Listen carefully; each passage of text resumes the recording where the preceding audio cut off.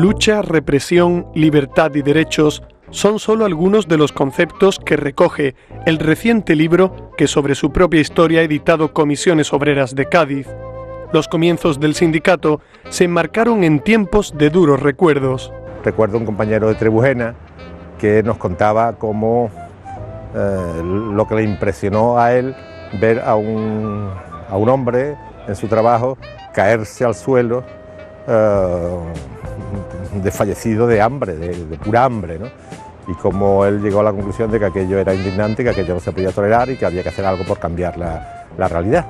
Ese cambio se logró gracias a los sindicalistas de Comisiones Obreras, hombres y mujeres de la provincia de Cádiz que lucharon contra corriente. Detrás de cada uno de los derechos de los que hoy disfrutamos, derechos que el sindicalista tiene que procurar aumentar, mantener y desarrollar, pero detrás de cada uno de esos derechos hay toda una historia de lucha. Esos derechos no los ha regalado ni la patronal, ni los gobiernos, ni nadie. Todos han sido frutos de una lucha a veces muy larga, a veces costando cárceles, costando despidos, costando incluso la muerte para muchas personas. Pero, ¿por qué es bueno leer este libro? Recoge una parte importante de la propia historia de esta provincia.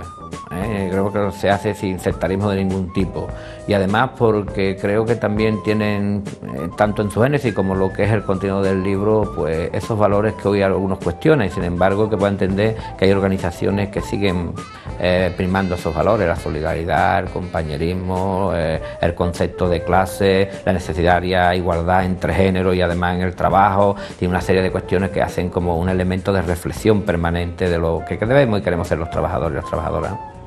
Entre tanta actividad y gracias al distanciamiento que dan los años, también hay lugar para las anécdotas. En un encierro que hicieron en una iglesia de Jerez, pues se rodeó la policía, toda la iglesia. El cura intentó mediar con el obispado con el gobierno civil. En resumidas cuentas, que ya pues a altas horas de la noche, ya de madrugada, pues se llegó a un acuerdo en que la policía se retiraba y los obreros allí encerrados pues se podían ir a sus casas ya tranquilamente. Estamos en una época en donde la represión ya empezaba a decaer un poco, ¿no? Y claro, como era alta hora de la noche, pues los mandos de la policía le ofrecieron a los obreros que, como era muy tarde y ya no había transportes públicos, que se podían ir a sus casas en los coches celulares.